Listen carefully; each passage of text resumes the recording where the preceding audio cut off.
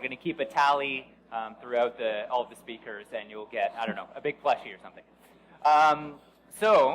Kate is actually first one announcement. So some of you did not get badges because we were short on the blank ones, or maybe on the ones with the names, I'm not sure. But they found more blank badges, so if you are a poor soul who does not have a badge, you can now get one from registration. After Kate's talk, there'll be a break, so you can pick one up from registration.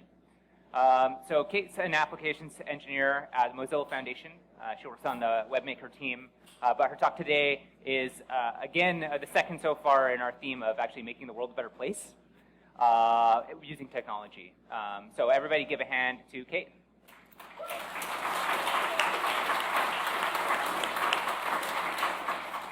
All right. So can everyone hear me okay? My ears are really small, so this thing keeps falling off. So today I'm going to talk to you about diversity. And my name's Kate, as you heard. I'm a web engineer at Mozilla, and I work on a project that has around 4,000 contributors of many different kinds. And because I work at Mozilla, every single line of code that I write or review is open source. And you know what? I really believe in open source. And I think the reason that a small open source project can actually outperform larger, more traditional groups is actually because we're more diverse.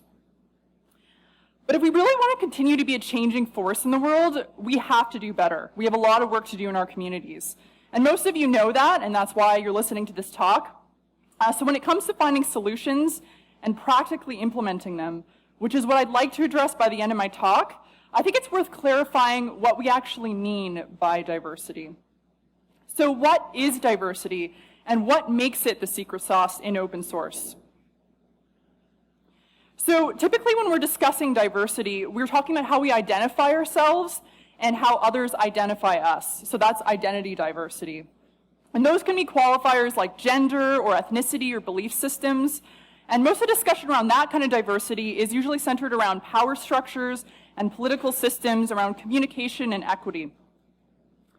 And while identity definitely matters, it's also extremely important to recognize that cognitive diversity is important too. And that is the differences in terms of how we think and the experience and training that lead us to think that way. As a society, we're really interested in what individual cognitive qualities lead to creativity and innovation and high performance, but we don't talk so much about how being different can collectively lead to better outcomes.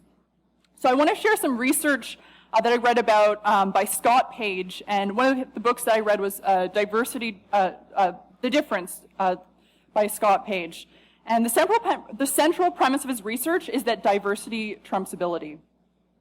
So I'm not going to read the whole model of what cognitive diversity is, but essentially what it is different perspectives and how we use those perspectives to construct models of problems, predictions, and methods for finding solutions. He looked at the problem-solving capabilities of really high-performing but homogeneous groups and compared them to less high-performing, less experienced groups but that were much more diverse. And he found pretty conclusively that the diverse groups performed better. So that wasn't true for all kinds of tasks. Really simple tasks like flipping burgers or lifting boxes, there's basically no benefit. And for tasks that have to be performed by individuals in isolation, the ones with experience were actually preferred over the diverse groups. But where diversity really makes a difference is disjunctive tasks, and that is when group performance is disproportionately dependent on the strongest member. It's also important for solving really tough problems that require lateral thinking and innovation. And that's really interesting because modern software development is to a large extent disjunctive. For any particular problem in a set of problems, different cognitive abilities or combinations of heuristics might lead to better outcomes. Solutions can rise to the top asynchronously. So that's why diversity of experience really matters to open source. So now that you have a little bit of an understanding of what cognitive diversity is, I'm going to show you some things you can actually do that will help you attract more contributors and, more importantly, maximize the value that you get out of those contributions. So let's start with what we know, and that's code. Cognitive diversity is extremely important for good engineering, and we learn that because open source is, to a large extent, disjunctive. Individuals who may not have the most experience will actually come up with better solutions for areas like security, for example. But how do we support different areas of expertise without slowing our contributors down, without slowing our core teams down? One of the best ways is actually to make problems accessible by reducing dependencies on domain knowledge and project history. So instead of attacking your huge code base at once, try to split it up and releasing part of it as modules. So on my team, we actually split up all of our UI code, so our CSS and our HTML, into a separate module so that contributors with a lot of expertise in that part of the code could work on it without having to build our legacy crazy app ecosystem. And it worked pretty well. So the consequences of cognitive diversity is that communication decision-making becomes very difficult. You need to be really mindful of how you handle conflict and how it affects newcomers. So part of that's common sense, you know that, but you also might want to consider a code of conduct. So this has been in use for some time at events. So Cascadia, as you heard, has a really awesome code of conduct. You should definitely check it out. But more recently, they've also entered the code contribution space. So at Mozilla, we have something called the Mozilla Community Participation Guidelines, which is kind of an overall framework for how our contributors work together and what's expected of our behavior. I also found something fairly recently called the Contributor Code of Conduct. It was developed by Bantic, and it's currently in use by a number of projects like Angular, for example. And it basically has some expectations that are specifically around code contribution, like working in issues or pull requests.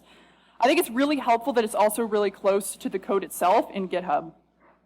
And if you want to check it out, that's the link right there. So code contribution's awesome, but I think it's also critical that we expand our definition of contributor so that we can take advantage of the full range of human talent that's available to us, right? I mean, that's completely stupid. It's ludicrous to assume that the only part of what we're working on is the code itself that can be improved by collaborative iteration. Even if you're writing a library, there's chances are there's parts of your project that can be improved by people with different skill sets.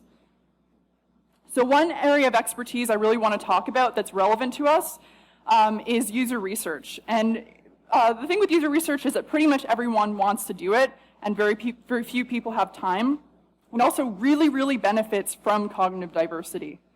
The kind of user research I want to talk about is user testing, which is a form of user research. So what you do, a lot of people, how many people have used user research on their projects here? Hey, that's pretty good. So basically what you do, I think the best way to do it is to write tests as you implement new features. Basically, if you do it as you're writing your new features and finding problems, and your team actually contributes to writing some of those tests, you'll actually have a good background for contributors to come in and help you out. So when you're making the ask to people who have more experience doing user testing, they'll have something to start with. So there's a lot of different kinds of tests. You have user stories, which are like pathways and tasks. Scenarios allow people to behave situationally. And then you can also test expectations about your UI and your messaging. So for example, if you're running a package manager, these are some tests that you could test expectations for. You could get a bunch of developers into your room and see if what they expect about an error message is actually what it is about. So yeah.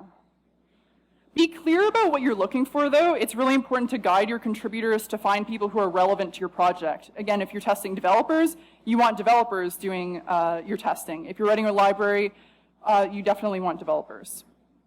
You also really need around 5 sessions to get really useful information.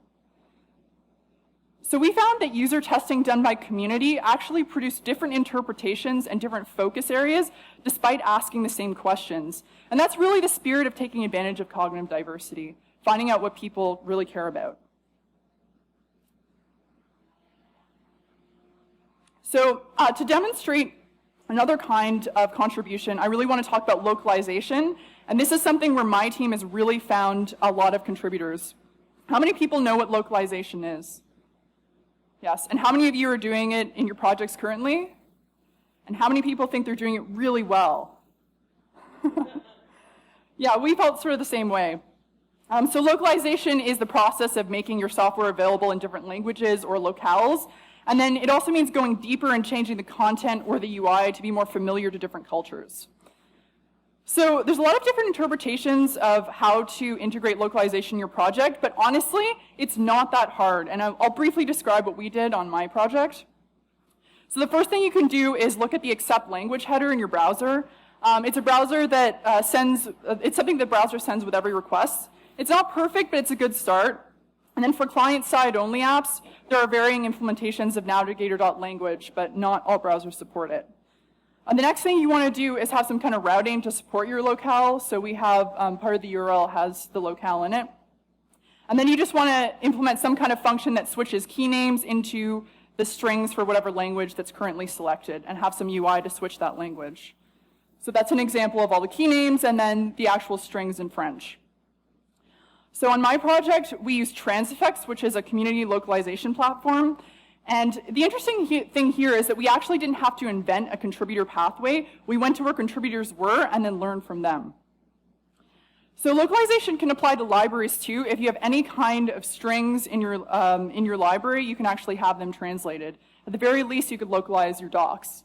So this is an example of Moment.js, which is a date-time utility, and it's localized into a few languages. It's very useful. So like I said, a localization was a really huge source of contributors on my project. And that's what our stats look like at the moment. So we've got over 20 locales live in production with 100 in progress and about 1,200 translators. That's 1,266 people contributing and loving your project. That's a big deal. We also learned a lot from the localization process. So this is our HTML5 video editing app. And this is what it looks like for Arabic, which is a right-to-left language, so it's switched around. And it was a really challenging process, but if you do it, it can very often be the only app in that space available in the language or locale. The key here is that instead of thinking about always having to make work for your contributors and be mentors, also learn from them. Learn what you don't know. So all of this may or may not be relevant to you. I talked about localization and user research. But when you go home on Monday, just think of the list of possible blind spots in your project and how you can find contributors to help you out. Beyond that, I think there's one more thing. There's so much cognitive diversity out there, and while we can and should continue to invite people in, we have to do a better job of keeping them around. When I first started to realize that I wanted to contribute code to my project, and I wanted to keep doing it, I couldn't really shake the feeling that the programmers with computer science degrees and the ones that had grown up, hacking consoles and had so much more experience than me already had all the answers. And there have been many times when I questioned not only if I belonged, but also if I was really needed at all.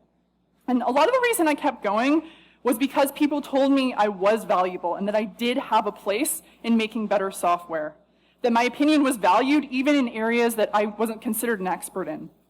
So if you take one thing away from this talk, it would be this. Making good software is fucking hard, and it's gonna get even harder in the next 10 years for the open source community. Cognitive diversity is way too valuable for us not to care. So thanks.